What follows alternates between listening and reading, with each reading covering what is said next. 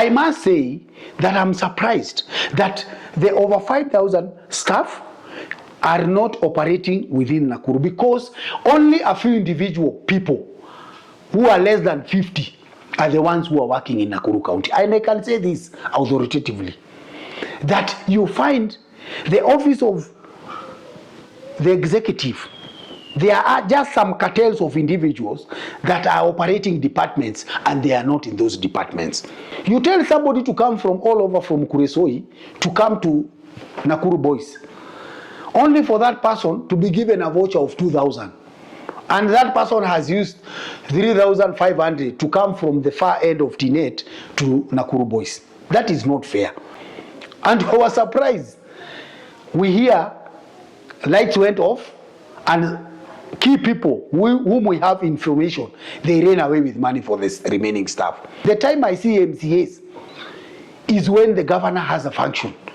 That's when you see them being there, saying 2 terms, sijui what, mbuksu, and so on and so forth. That is the work of our MCA. Just the other day when they were the party, this UDA, I didn't think party, was launching, I don't know what. I saw nominated MCAs, about 15. I was even asking myself, where are these characters when it comes to matters of women? We have never seen them even bring a motion in this county assembly to talk about women and children who continue to suffer within our county government, within the county of Nakuru. These MCAs, I just saw them saying 2 terms, I don't know, whatever and whatever. We want the residents to rise up. You must look at this year. This is the last year of implementation. Next year, we'll have a lot of noise. It will not be business as usual.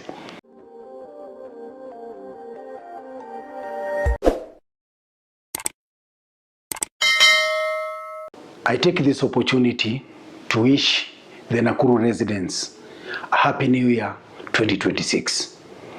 I want to take this opportunity again to welcome Manoti TV to our headquarter offices of Friends of Devolution here in Nakuru County, where we seek to look at what are the challenges, what are the milestones that we have in this county that we have been able to achieve. Number 2, we look at the challenges that we have, and then we look at the way forward. For us as Friends of Devolution, we have been able to do this for the last 13 years, since we began devolution. But for today, allow me first of all to introduce myself. My name is Benson Masharia. I'm the chairman, Friends of Devolution, Nakuru County. Allow me to share and say that I want to take this opportunity to tell the people of Nakuru, we cannot just say devolution never worked for us. Indeed, it did work for us. That is why from the county council, municipal council that we had as Nakuru, since that time, we have really evolved through the 3 devolution governments that we have had so far. But specifically for today, as Ben Masharia, I want to analyze and say that for the last 3 years, when the 3rd county government under Susan Kihika came into being, we had what we call the Nakuru County Development Agenda. The Nakuru County Development Agenda was all about programs, projects that are geared towards improving the life of the people of Nakuru in our 55 wards, from Maimahio to Tipis, to Kiptororo, to the other ends of Waseges in Subukia sub-county. Again, in all our 11 sub-counties. Name them: Joro, Molo, Rongai, Nakuru East, Nakuru West, Bahati, Subukia, Gilgil, and also Naivasha. For me, I want to say that we had great expectation when it came to the issues of Nakuru. Having worked in the previous 2 county governments, we came up with what we call specifically for Nakuru as an economic charter. Well, at that time, we were operating, when we were really championing for this current administration of Susan Kihika. We have looked at the various sectors within the last 3 years. And I must take this opportunity to say, to a great extent, we are disappointed as friends of devolution. First of all, issues of planning are key to any success of any county government. And we cannot underestimate the fact that if the residents come together, they sit down, they come down to a point where they have what we call key priorities set out in what we call the County Integrated Development Plan. That is a 5-year plan that every single county government must develop when they get into office. We expected that every year the county government will pick some parts within the CIDP, develop the annual development plan, and at the same time come up with what we call key statutory documents. These statutory documents include what we call the annual development plan, what we call the county budget review and outlook paper that gives us the overall overview of what we are supposed to achieve as a county, and above all, county fiscal strategy paper, that we are supposed to be using those documents so that we can be able to run. Any person, either within the county of Nakuru as a resident or the diaspora counties, the diaspora residents who are outside, they can actually look at those things and be able to connect and understand what actually is being done. Vis-a-vis, number one, we also look at the overall budget implementation through what we call looking at the control of budget reports and looking at the audit report that is done by the Auditor General of Kenya. When we look at all those things, I must say today here that when I look at the sectoral objectives and programs, it is very unfortunate that as a county we deviated where all the budgets that we have always been planning have always been reallocated. Every time wananchi have done public participation, it is again defeated by the County Assembly of Nakuru. Why am I saying that? The County Assembly of Nakuru has refused to do their oversight role by making sure that they are supposed to be summoning the CECs and looking at the chief officers in case there is a great deviation in terms of budget implementation review and looking at the whole question of monitoring and evaluation. I must first of all say, when I look at all the programs when we had done under the Department of Infrastructure or roads and works, we had a lot of expectation when it comes to question of all the feeder roads within Nakuru County, starting with our most remote sub-counties like Kuresoi, Rongai, Molo also, and some part of Njoro, also Weseges, and also looking at some part of Naivasha and also Gilgil. This access road, we expected that the county should have focused in improving and looking at those roads so that they can improve on what we call agricultural production and access to those areas by the farmers and other people who deal in agricultural merchandise. When we speak today, those roads are in dire need. They're in pathetic conditions, no bridges within areas that the resident needs to use and connect, because most of these things have not been done. Why? This is what we call partisan interest, whereby we have realized that sometimes a lot of funds that are meant even to improve the urban areas, like you see, like the urban area through the what we call the Kenya Roads Board programs, they have not been implemented the way they are supposed to be. These programs have been removed from the CBD, for example. They have been taken to other specific areas where you come and find that these things are being done in interested areas, where majority of the residents continue to find potholes within our CBD. When you go even next to the governor's office, you will see very big potholes. You even wonder, where is the Department of Roads and Infrastructure? When you look at many caravans, they are broken down. Nothing has been done. When you look at the street lighting program, many of the street lighting programs lights have gone out. We have not seen the repair and maintenance unit going and coming to repair. For example, even outside the governor's office, I'll use this as an example. Between that Moi Road, from the governor's office, Kenya Power, up to Afraha, that place is in darkness. You cannot be able to believe that that's the CBD next to the seat of power. Our various estates, our various areas, there is total darkness. Go even to Kanu Street and some other areas of Kihoto and also Naivasha town and also areas of Molo town and so on and so forth. So in terms of street lighting, that is a disappointment. I want also to say this department has been shrouded with a lot of mystery, that even today any suggestion about any roads grading and marraming, that thing has been taken out of context, and you realize majority of these roads have not been done. That's why we keep asking that the Department of Roads and Infrastructure must be able to improve and pull up their socks. Secondly, I want to look at the Department of Environment. We had very great expectation when they were coming in this administration. We were looking even issues of climate change. We were also looking at issues of looking at the green energy. We were also looking at issues of tree planting. We were also looking at issues of clean environment, picking garbage, looking at the overall objective and the cleanness of most of these our towns within Nakuru County.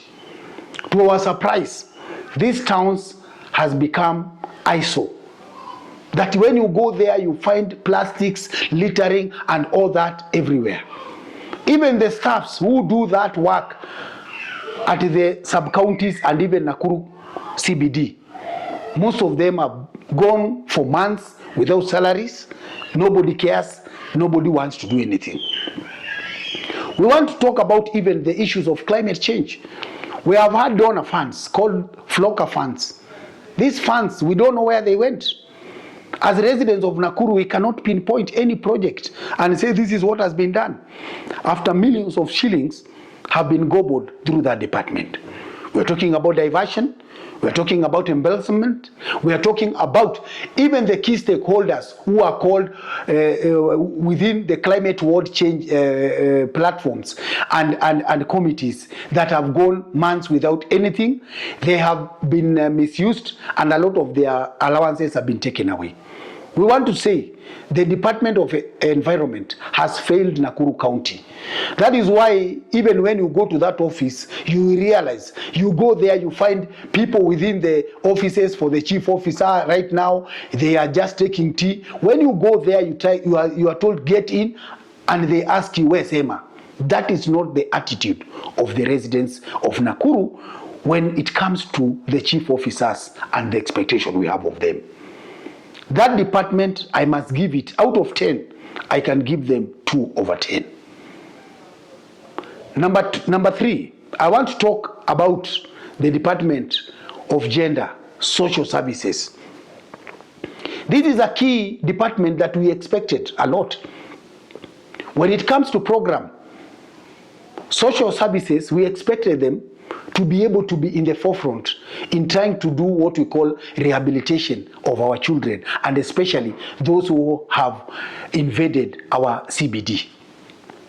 As we speak now, we are talking about 3,000 to 4,000 street children within our streets.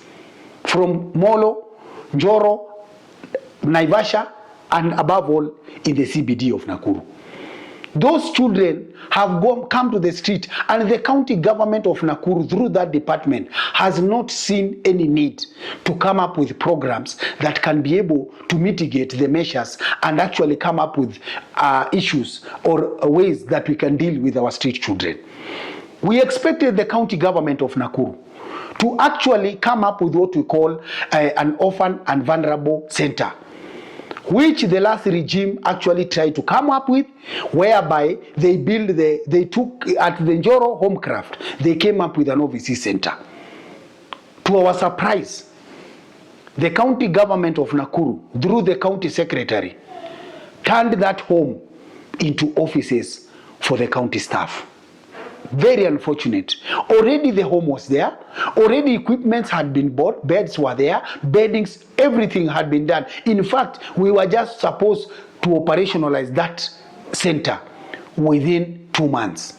To our surprise, it was taken over, and right now as we speak, staff are working within the bedrooms, they are in the kitchen doing everything, and that is how we have lost the quest to be able to improve on our street children that continue to roam our city, that continue. This is a time bomb for our county. The other time when there was a crisis of our children being abused at Maimahio, we saw the governor formed a committee. The committee was supposed to come up with ways. It was like an investigation committee, so that they could come and tell us, why are our children being sexually abused at tender age and being misused on our roads by the truck drivers? That committee, up to today, they never met. They never said anything. After that charade, they were paraded by the governor, they went under, and so far we have never had them even pick ideas from the stakeholders regarding how we can be able to assist our children. This is not the Nakuru we wanted for our children. For our women, we have been expecting that we have a crisis center, that we can have a home, a place where our women, when they have domestic issue, domestic violence, they can be taken and be rehabilitated, and maybe sometimes given a safe haven where they can come back to the community. Our women of Nakuru have been left there on their own. We have a governor who is a lady. We have a senator who is a lady. We have several MPs who are ladies, and they have never spoken about issues of how to take care of our women, and especially those within our homes that are going through challenges. I want to say that Department of Gender has failed even through issues of sports. Sports is not just about football, where people organize tournaments and they give people 5,000, 2,000, and they say they have developed. They have not done anything. When you look at the question of even uniforms, that is another scandal. That uniform is before the EACC, that department, they are facing investigation. That means that that department has failed us in so many other ways. Look at even the question of when we talk about our gender. We don't have a gender policy. Nothing has been given even to protect our youth. And above all, that department also hosts youth department. What are they doing for our children, for our youth? We don't have even a working youth policy that is supposed to inform how our youth are engaged and involved in matters of county governance, and in fact issues of employment, by coming up with a quota system where our young people can be given that opportunity. But I must say also, our youths of Nakuru County, you have failed us, because every time we tell you to rise up on your education, you have been called in hotels, you eat mandazis, and you people, you go home. That's the youth for us. You have failed yourself. I must come to the Department of Education. That department is primarily supposed to look at what we call vocational training center, and also at the ECD centers within Nakuru County government. And also, another part that they have failed to come up with programs is what we call child services support program. That department has killed the third angle, where they don't talk about that, and they are supposed to be in the forefront and looking at the OVC center, looking at the regulation, and looking at how best can they support the existing children home, so that they can be able to support our children, and so on and so forth, because that department was not placed under the gender services. So I want to say, through the Ministry of Education, we expected centers like Nakuru Youth Polytechnic should have been the center of excellence, whereby each and every student would have wished to go there, so that they can get technical and vocational training. To our surprise, they just did 3 or 4 training centers. Nothing, we don't hear about them, and we don't even hear anything issues of vocational training. I was just surprised the other day to see the CEC of vocational training lying to us that people are given a bursary of 30,000. From where? From which budget? Really, you cannot lie to the people of Nakuru. We must speak the truth and say the truth.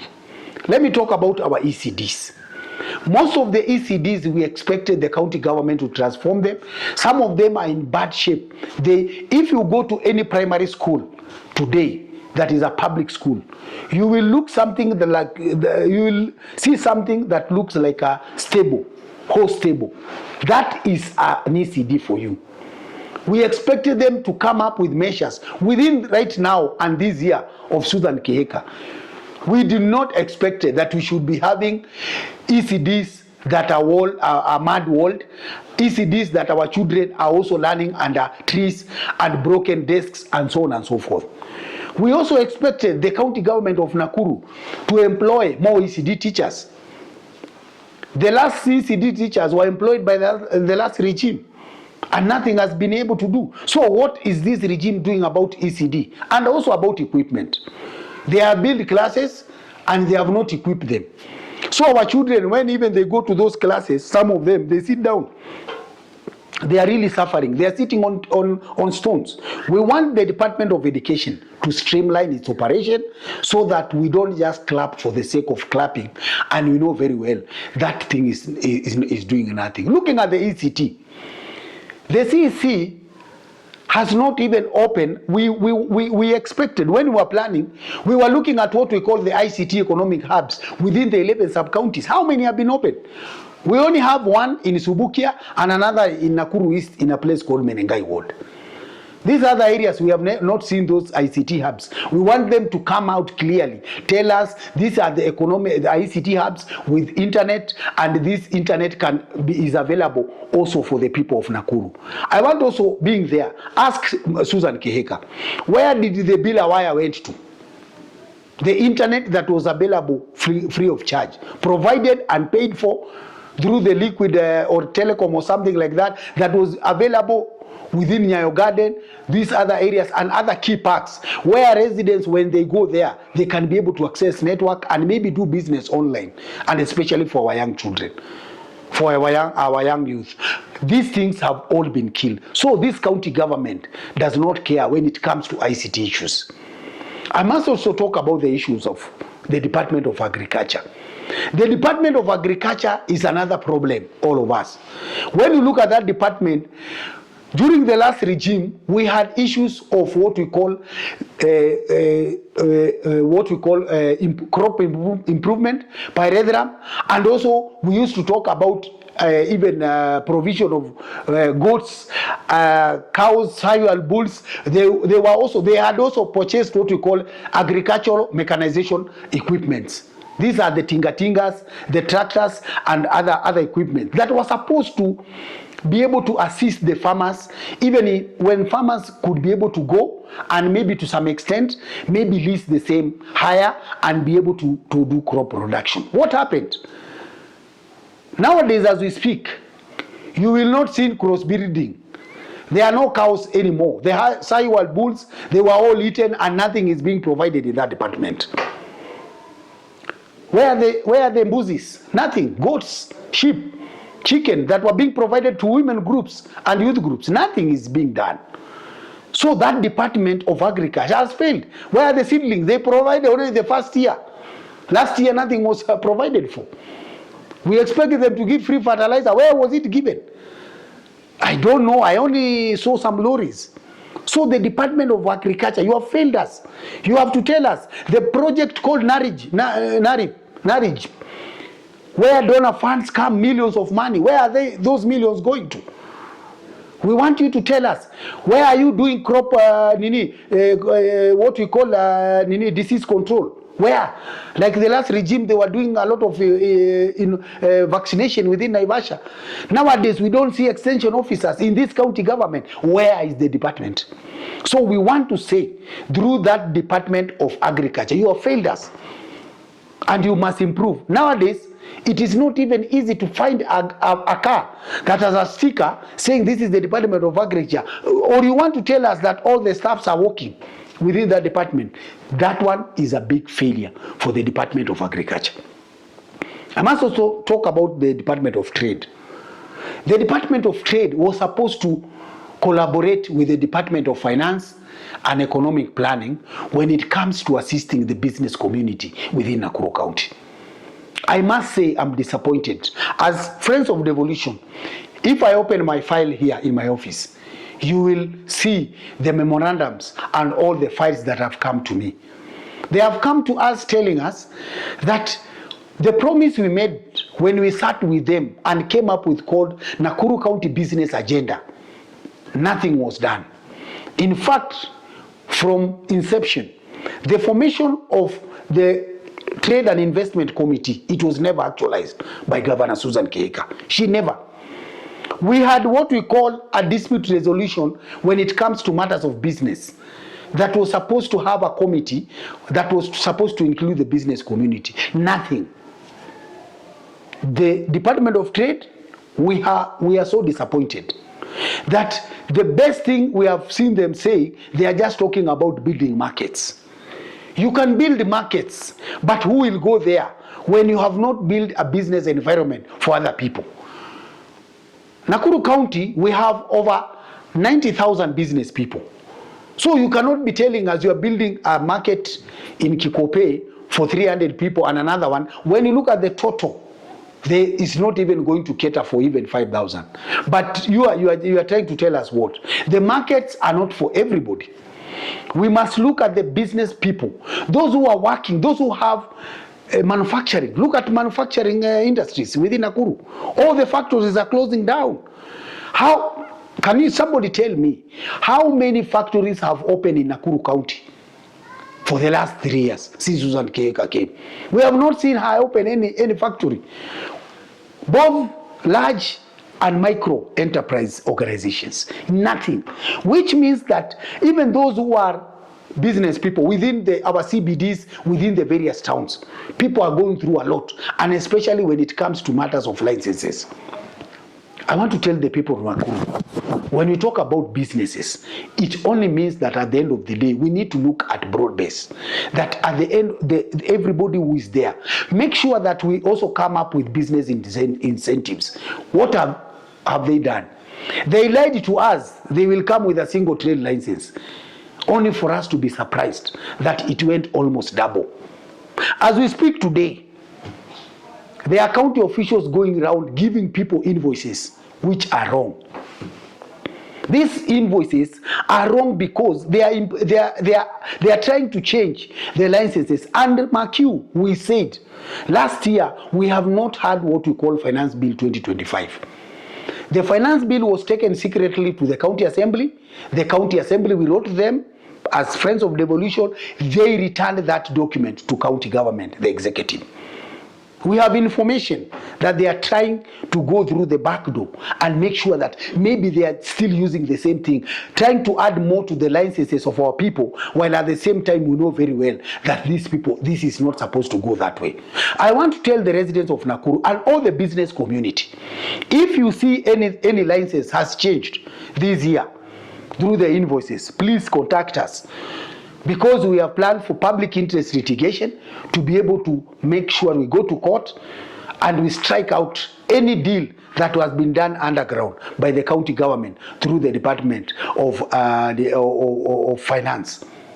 We want to say that. So the business community is on their own and they are just doing their own things. Nothing so far, just a few vibrandas which were built and they were sold, and that is what they call empowerment. And above all, I must say in that department, you came up with what you call an enterprise fund. What was that enterprise fund all about? This is just a loan from one of the local banks. If you come and fill papers for that loan, you are sent to that bank so that you can also just undergo through the same process. So we even wonder, what was it all about? It is not even a revolving fund. What was it all about? The idea of that revolving fund was to come, look at the small business people, look at the medium-sized business people, give them an incentive, give them some money so that these people can boost their business. That is a charade in that department. It's a failure. Weight and measures, nothing is done anymore in that department. Look at tourism. What are they doing? Tourism. They have done nothing. Look at our parks here. We told the Department of Trade, you need to come up with strategy so that even Nakuru County can start benefiting from the goodies that come from Lake Nakuru. Up to today, we took a memorandum to that office. And they have never done anything. They have never even approached KWS looking at ways whereby the residents of Nakuru could be getting something from this park. Look at some other counties like Masai Mara, like Kajiado. Kajiado, Amboseli was handed over to them just the other day. What is wrong with us as Nakuru people? Did we elected clowns who are working as chief officers and CECs and whatever they call themselves? We need people who can improve on business. I want now to go to the Department of Lands, Physical Planning. This is another department that has failed us. When you look at that department, you wonder. The CEC is always in Naivasha. The CEC is always, even the other time I saw him in one of the political parties, I don't think UDA, I saw those two CECs within that meeting. This person has failed to come up with regulations, and especially when we look at the regulation in terms of town planning and city planning. They have allowed some things to happen that you come and realize these are corrupt activities that are going on. The department has failed to regulate.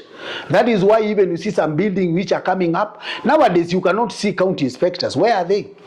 The physical department area has failed. Again, this department brought an animal called the online approvals. This thing is an illegal from the word go. That program is being managed by people who are not county government officials. I want the county government to come out clear and told us who is in charge of that department. Who are the people who are approving the building plans when you submit them online? I want the CEC to tell us today when that money is paid, does it go to the consolidated county revenue fund or that money is sent in another account? That department must come out clear. They cannot continue to hoodwink us that this is a government program while at the same time it is illegal from the word go. Where was it advertised? We just saw a system that is working for Nakuru County. That is wrong. I must say that even today as we speak, the county government of Nakuru in the Department of Lands and Physical Planning has failed, because even when you look at some of the county houses, they don't do renovation. They have failed. Nothing is going on. And they are the ones who are normally given the budgets to do those kind of renovation. Nothing is being done. They have not painted those homes. They are not re-roofing. They are not doing whatever. They just tell us about an animal called social housing. What is that animal? Social housing for what? You people are jokers. That department has failed us. Look at renewal of leases. So many people have applied, and we have information that these people are corrupt. They are asking for a lot of money.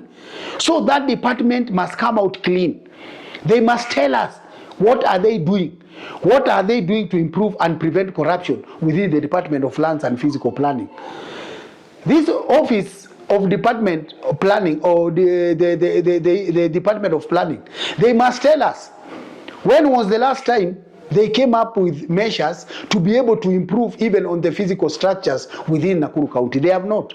In fact, when you go for meetings, they just come there to give us some funny figures about what they are doing as a Department of Lands. They have failed us, they have failed the city, they have failed the residents, and in fact, on matters of corruption, that department, we are watching it.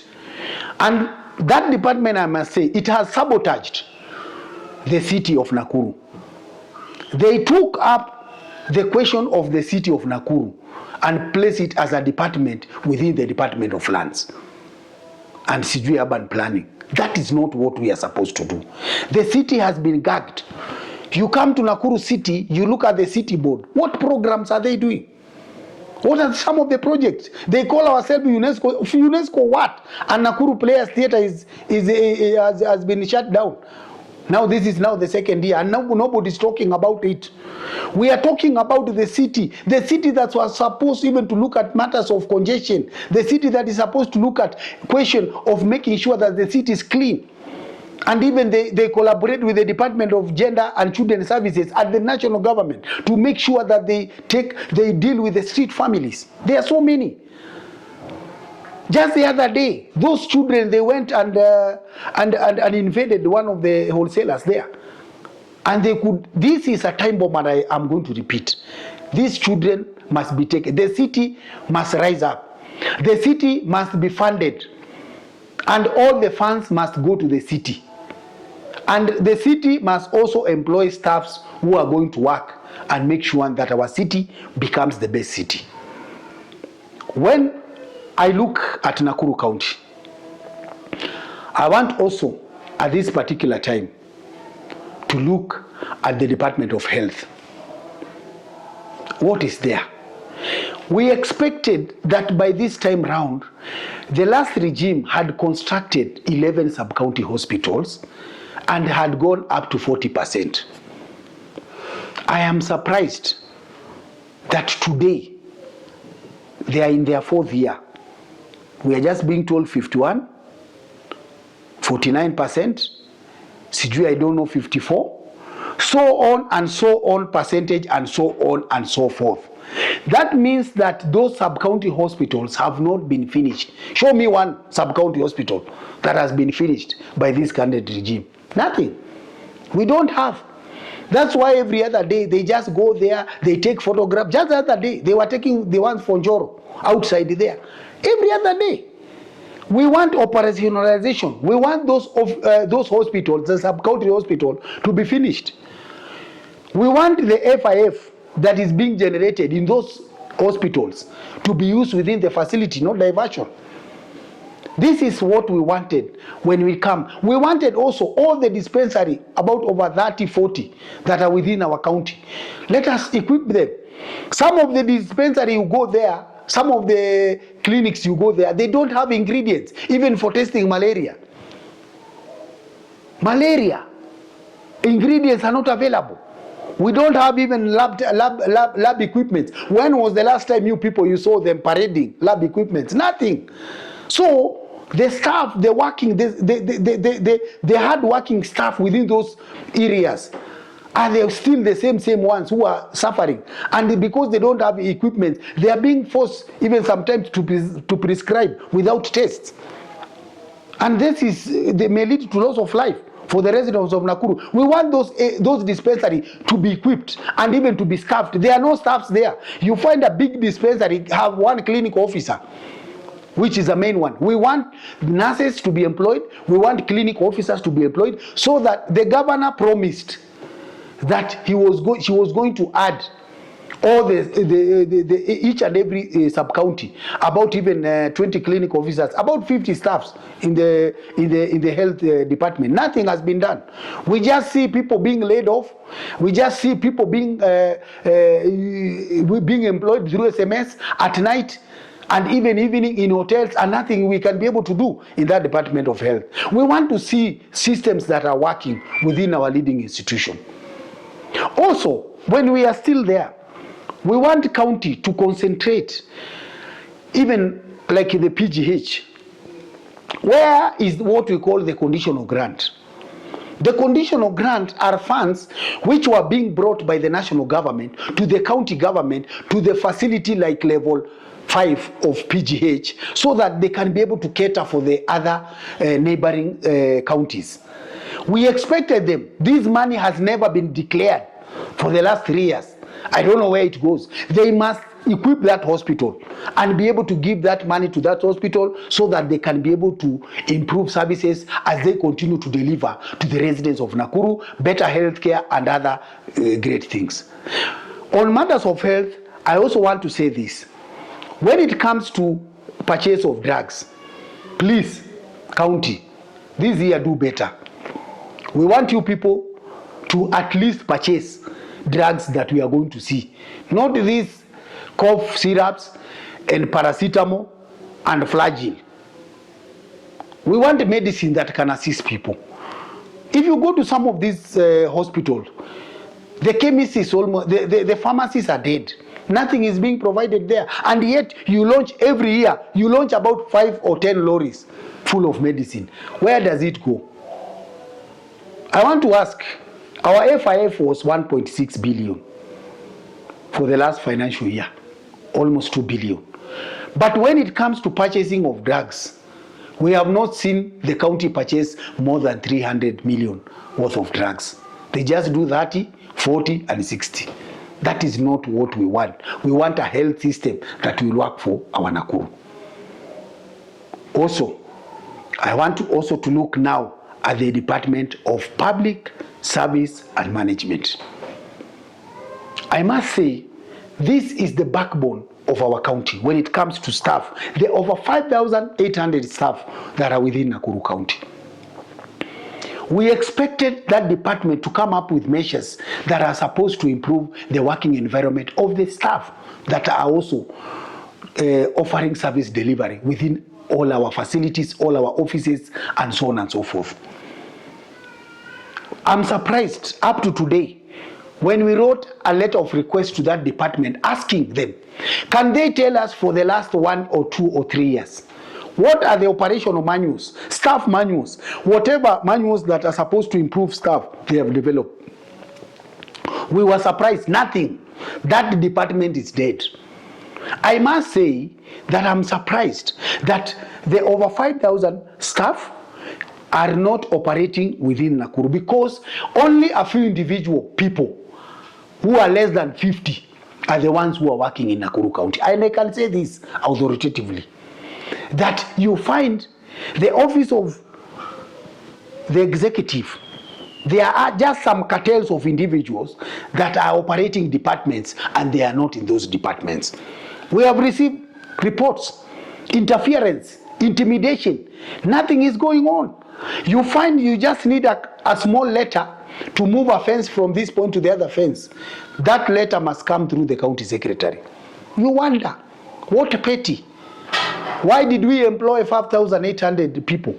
That is not how it's supposed to be done. We are supposed to take care of our staff at the county government so that at the end of the day we can be able to understand, are these people going to work for us? Look at even just the other day. Every year they meet at Nakuru High, Nakuru Boys. Nothing is being said to them. I was surprised many of the staff there boycotted. They saw that was just a charade. You tell somebody to come from all over from Kuresoi to come to Nakuru Boys, only for that person to be given a voucher of 2,000. And that person has used 3,500 to come from the far end of Tinet to Nakuru Boys. That is not fair. Many of them spent hours, lines from the shell there up to that Nakuru Boys. People are there. They were being verified. Being verified for what? So that they can be given a voucher for 2,000. And I was surprised. We hear lights went off and key people whom we have information, they ran away with money for the remaining staff. Staffs of Nakuru County must be treated with dignity. You cannot expect service delivery when you come and do those things to our staff. Let me say this. The staff of Nakuru, the departments have been starved of operational funds. Nothing is going there. I was surprised that I went to one of the department offices. They don't have photocopy paper. There is no water. In fact, very soon, Kenya Power will cut off the electricity. These people, they don't even go to offices. What are you going to do there? Even photocopiers are all dead. Who repairs them? Money that we planned for during public participation, and staff have been having what we call sector working group budget allocation, has been diverted. Nothing is being done. We must speak the truth to power and say, for Nakuru County government to operate, you must look at the staff, you must make sure that they are enumerated, and above all, the Nakuru Public Service Board. You have failed us completely. Just the other day in November, you advertised. Nothing. No interviews. Today, we hear there are people who are reporting to work. We want to ask, which kind of, does devolution work for Nakuru County really? The Public Service Board must come out very clearly and they follow the law in employment. Otherwise, we are also preparing to go to court and stop that public service from operating, because we know if they are not going to be checked, they are not going to assist Nakuru County residents in bringing order, and especially on matters of employment. Lastly, I want to talk about the county assembly. Let me ask you, when we went for the elections and we elected the 55 members of the county assembly, we had a lot of hope to our members of the county assembly. You have failed us as Nakuru residents. When you look at the way you have been operating, even when it comes to question of oversight, what are you oversighting? I want to ask today, do we have the Public Accounts Committee, which I hear there was somebody, MCA for Kaptembwa, who was the chair, I think, of PAC. Nothing. We have never seen them summon any person on matters of accountability when it comes to those of funds and diversion. Nothing. So we don't have accountability. Which are these CECs who have been grilled and summoned when some of the things that have failed and some of these departments are not working? Where are our MCAs to summon them? They don't. Because each and every time, the time I see MCAs is when the governor has a function. That's when you see them being there, saying 2 terms, sijui what mbuksu, and so on and so forth. That is the work of our MCA. Just the other day when they were the party there, this UDA, I didn't think party, was launching, I don't know what. I saw nominated MCAs, about 15.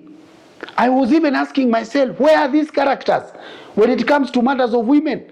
We have never seen them even bring a motion in this county assembly to talk about women and children who continue to suffer within our county government, within the county of Nakuru. These MCAs, I just saw them saying 2 terms, I don't know, whatever and whatever. That is not the MCAs. That is not the assembly we look forward for the people of Nakuru. We expected the county assembly of Nakuru on matters of legislation. We don't have even a single legislation defining some of the problems that are affecting our residents. Which one? I have gone to the county assembly website here. Nothing. I have it here. Nothing. The county assembly, when you go to their website, there is nothing. They are saying there that they have done the laws in the last 3 years. The first thing they did was just the Finance Act of 2023. From there, nothing has been able to be done. So, what are the bills you have tracking? I've looked at the bill tracker. Nothing is going on. We want to ask the county assembly, they must improve on themselves. The speaker has locked himself out. He doesn't speak for the county assembly. We have never seen him talk about what the assembly is doing. They have just locked themselves there. Who talks on behalf of the county assembly? Really? Is this a county assembly? How as residents, they are our elected representatives. Where are they? We have not seen them. So the county assembly has failed the people of Nakuru when it comes to oversight, when it comes to legislation, and even representation on very, very serious matter, and especially for our residents who keep looking for our MCAs, and some of them are not available. Some of them have moved out of their areas of operation. They now live in hideouts in other jurisdictions of the county. That is not what we want. Our county assembly, you must pronounce yourself. We don't talk about any party. But you must come out very clearly and tell us, for all the departments that I've mentioned today, this is the problem. We have looked at the revenues are going down from 306. We hear the senator is telling us 795 million only. And the county assembly has not done anything. War Memorial was closed down. Assembly never talked, except just 2 or 3 MCAs. You want to tell us today all the things that are happening? Our children are being violated by pedophiles in the name of truck drivers. Our MCAs, we have never seen them. How many domestic violence are affecting our women in all our 11 sub-counties? We have never seen them talk about them. What are the matters of security? They don't even raise those issues in the county assembly, in as much as security is not devolved. We hear them with the chiefs. We want the county assembly to understand their role. And they must know, finally, this is the year of reckoning. I want to tell the people of Nakuru, let us not say we shall remove them, but let us hold them to account today. When you see a member of county assembly, ask them first, What have they been able to do for the residents, for our various wards, and so on and so forth?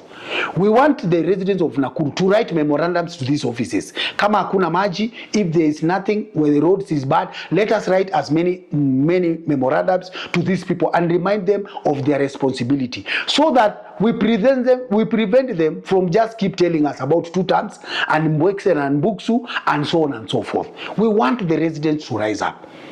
You must look at this year. This is the last year of implementation. Next year, we'll have a lot of noise. It will not be business as usual. This is a political year. So residents of Nakuru, for 2026, I want to wish you a very happy new year. I want to tell you, let us rise. It's our county. Let nobody intimidate us. I've seen letters going around where I hear that people are being taken, are being warned by lawyers not to speak about accountability issues. We will say when you steal. We will talk when you defile our children.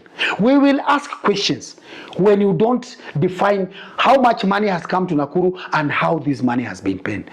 We want to say the Auditor General and the control of budget. We have reminded them, we have had meetings with them, and they must come out clearly on some of the measures they are also taking to make sure that as a county we don't lose. So far we have received over 60 billion, 65. Can we see that 65 billion really in all our 11 sub-counties? The ball is on you. When you walk out of that road that has not been done, is it there? Why does the county government want to return us to the national government through the NYS?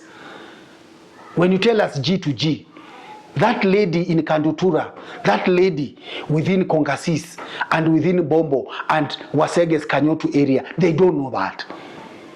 For them, they knew that if we were going to utilize the staff that we have, who are supposed to ensure monitoring, the engineers and all the other people, why do we exist as a county government when we ourselves, we are saying we are unable to do it, we want to give it to national government? We cannot afford to throw away all our contractors, send them away and say they don't care. Contractors, for the economy of Nakuru, for money circulation, we need our contractors. Governor, you cannot come on camera and tell the contractors that they are bogus. You cannot say that we don't have accountants who are qualified within Nakuru. That's why you don't have the audit committee. Other reasons are there. Our contractors must be given work. They must not be backmade, and they must be given work so that they can be able to employ our young people, our mothers, when they are doing drainages, when they are also doing roads, when they are doing classrooms. Where does all those people you, Susan Kihika, want them to go? You must tell us, because you cannot throw away contractors and you tell us you are going to bring NYS. You give them almost 2 billion and you tell us G to G. We don't care. What we want is the economic empowerment of our people of Nakuru. If you don't believe in the people of Nakuru's capacity, then leave us alone. But you cannot come here to dictate to us how we are going to coexist as a county when it comes to economical marginalization and empowerment. Why do you want to marginalize the people of Nakuru? Today you are going to lie to us. You are telling us about loans. Don't give us loans. Let contractors be paid. They are given jobs and they are done, and let jobs be paid. Because finally there is a trend. Contractors are working, and they are being, after you have supplied, you are sent into an animal called the pending bill committee. What is that, Susan Gihika? A pending bill committee that again start asking you, how did you got this job? How did you do it? How did you nini? Finally, you know the end result they want. You know, your reasoning and your guess is as good as mine. We want fairness. We want the business community to be respected. We want the resident to be respected so that we can have a better county 2026, 2025. And people of Nakuru, don't fear. I've told you, I've issued notices. If you see any discrepancies in your licenses, please reach out to us. I want to thank you for the great support you have had, for the Friends of Devolution, and for this opportunity. I thank Manoti TV for coming to our offices of Friends of Devolution and at least hosting us today so that we can speak to the people of Nakuru and decide for a better county for all of us. Thank you, and God bless Nakuru. God bless the people of Nakuru.